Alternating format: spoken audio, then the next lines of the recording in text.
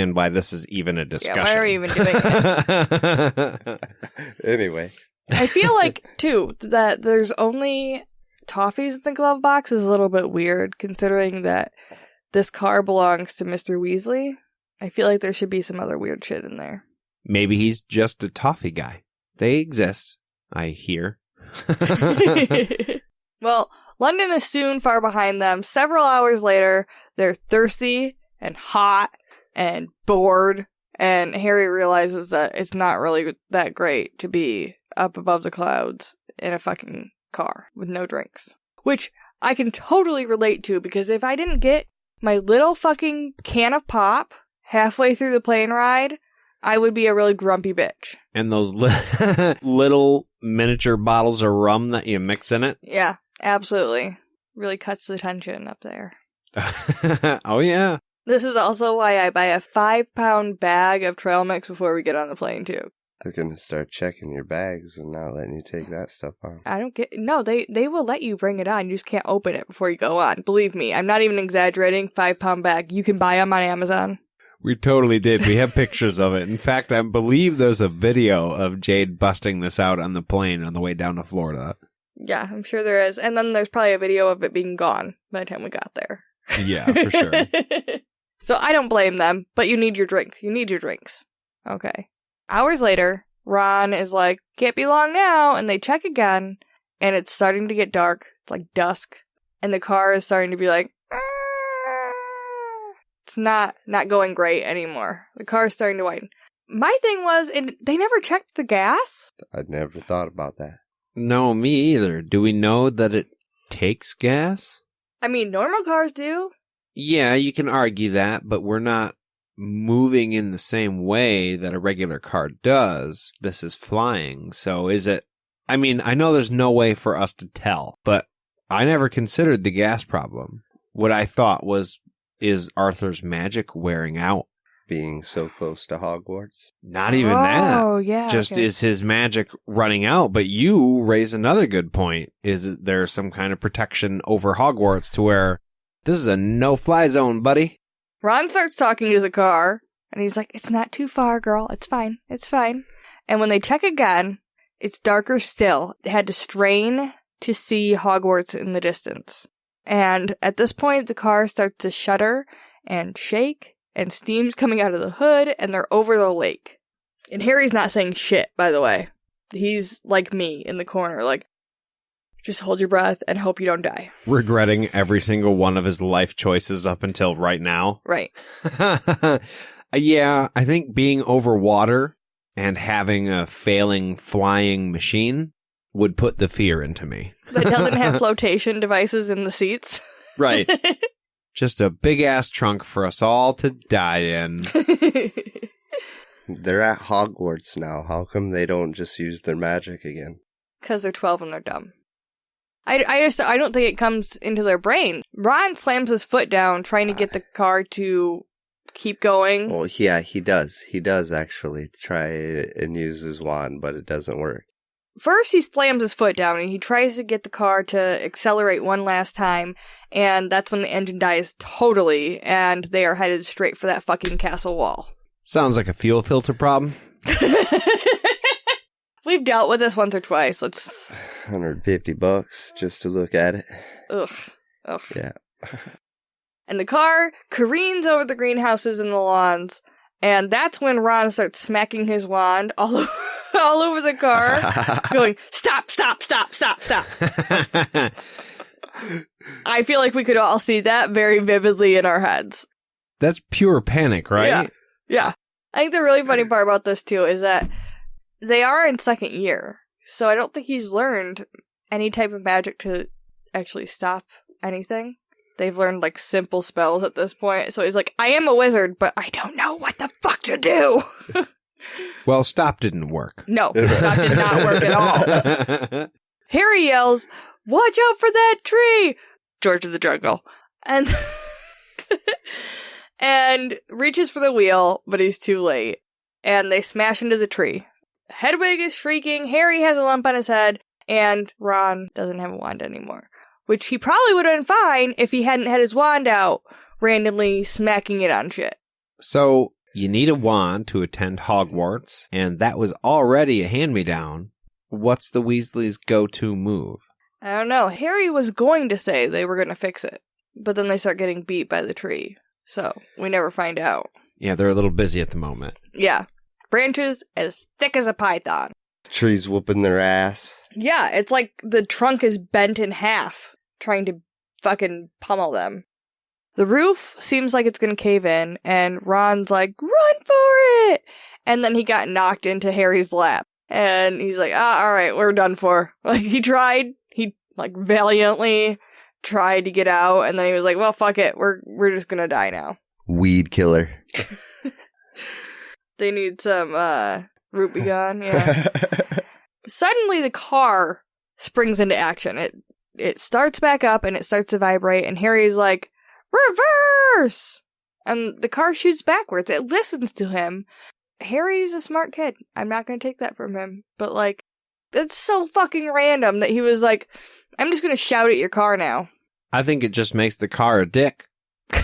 Because Ron was yelling at it, telling it to stop, and it wasn't stopping. And then Harry was like, reverse, and it totally listens. Like, what the hell, man? It's not even your car. Is voice commanded? I mean, apparently. I never even noticed that. Is that some artificial intelligent automated driver shit, or what? It didn't listen to Ron because he didn't say, hey, Google first. No, but you just raised some questions. Because Mr. Weasley is the one that enchanted this car. And this car seems to... It took orders, okay, from Harry right here. But then after it takes orders from Harry and shoots backwards, and the tree almost rips itself out of the ground trying to fucking get to them. Ron says that was close, well done, car, and the doors fly open, and the seats fucking tip over, knock them out, and the car dumps their luggage out, and the car's just done with them at this point. It becomes like a sentient being.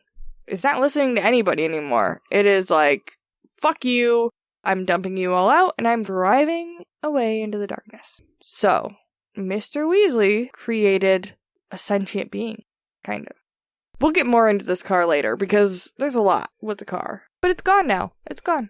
It just took off. Ron tried to get it to come back. It didn't. Hedwig got shot out of it, and she took off towards the school, and basically left the boys to drag their shit all the way up to the school. With Scabbers. It mentions very clearly that Ron is frantic to gather him up before the tree smashes them.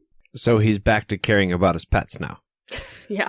This is the only time we've heard about Scabbers, by the way, the whole book so far. So then they get up to the school, and they look through the window at the Great Hall. They see the sorting. They can see Ginny and McGee, and Harry remembers his sorting. He thinks about it fondly and all the shit that happened that day. He can see Big D and Gildy, and Hagrid's fucking drinking, and Snape's gone. He's not in there. He's always sneaking around the castle, didn't we learn that from the last book? Wherever you don't want him or wherever you think he's not. Hello, boys. Yeah, Harry obviously forgot to check behind him, because that's probably where Snape is. It is super funny, though, because they're like, maybe he's ill. Oh, maybe he left. Maybe he's sacked because everyone hates him. And then they're like, maybe he's waiting to hear why you didn't arrive on the train. Like, it was funny. Like I said, turn around, dude. Yeah. And he takes him inside, and they have to walk past the amazing smelling Great Hall into the dungeons where Snape's office is, like the worst place in the castle to go, is the first thing that they end up seeing. It's lined with jars filled with floaty things, which is gross. And this is when Snape starts, like, really reaming into him. He says, the train isn't good enough, huh? You wanted to arrive with a bang? What have you done with the car? And then he pulls out the newspaper. He's like, you were seen by 6 or 7 muggles in all. I believe your dad works in the misuse of muggle artifacts office? Yeah, and this is like the worst thing ever. They're like, shit. Didn't even think of Mr. Weasley getting in trouble. Which, I mean, I guess when you're 12, you never think about the consequences. Not only of yourself, but like the consequences to other people. Well, and if I was Harry, I'd be like, what about section 19 or whatever, Ron? What the fuck? What happened to all that? I thought you said this was fine. Staring at Ron the whole time like, Totally. Yeah. And Snape also mentions that he noticed damage to the Whomping Willow and that he's going to go get the people who can expel them because he has no power. And I feel like at that point, like after he left, I would look over at Ron and be like, well, that was a dick move, right? Right. He's just trying to scare us. Like, I mean, McG obviously is a big deal. When she gets down here, we're going to be in fucking trouble. But fuck Snape, right? Yeah. You She can't would do be shit. more someone I would be afraid of, I think. Right. You totally understand why Harry's hunger just, like, disappears. He's like, McG isn't much better than Snape. At this point, they've never seen her this angry. When she gets in there, she raises her wand, and they both are like, and flinch. But she's just lighting the fire, because Snape left them in there in a cold room, because he's an asshole. Which is funny. They physically fear McG. I don't think she would actually physically hurt them, but they're terrified of her. That's for sure. Yeah, which I guess I wouldn't blame them, because if one of my very severe teachers came in the room and raised her wand, I'd be like, am I gonna go bald? What's gonna happen here? But you know what should happen here now? You're just going to keep doing them like this, aren't you? What's that, JD? Another beer break, Nate! All right. Beer break. Do you want to take this one? Sure. I'm drinking something you guys have heard about before on this channel. I'm drinking KBS. It's usually not me who's drinking it. It's usually James over there. But this is a KBS that has been being stored in our basement for the last couple Years. This is a 2018 KBS, and I can tell. That's all I have to say about that. It's nice and pungent, and that's for sure. That one's not for sissies. No. You have to be deliberate with your speech after you drink one of these, because otherwise you could slip into slurring real quick. What was that? Absolutely, guys. Right. That is absolutely what is happening right now to me. It is a highly acclaimed KBS, a flavored stout. Is good for everything a flavored stout ought to be good for. Ale brewed with chocolate and coffee, aged in oak bourbon barrels. And it is pretty damn good. So, if you haven't had it, you should have it. And we'll be back after this.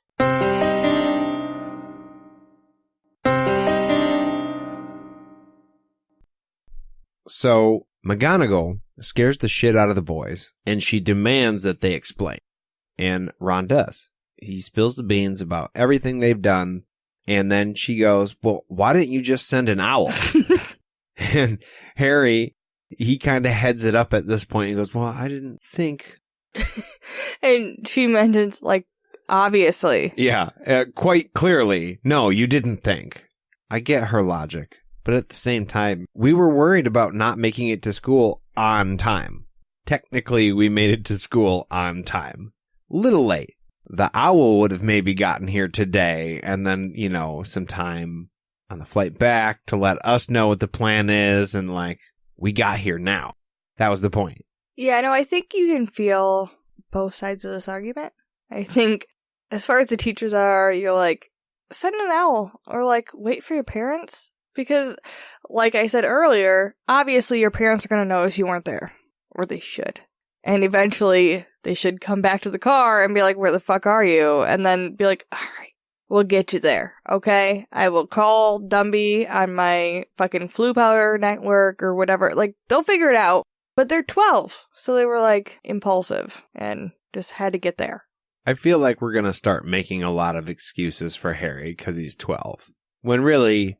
yeah, that should have been the go-to move.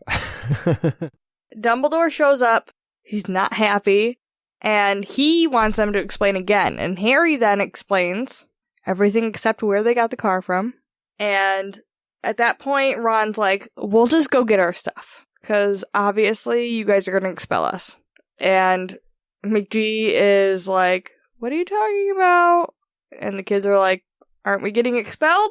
That kind of makes it seem like that might have been their whole plan to begin with. Let's drive the car and get there and hope they expel us so we don't have to go back.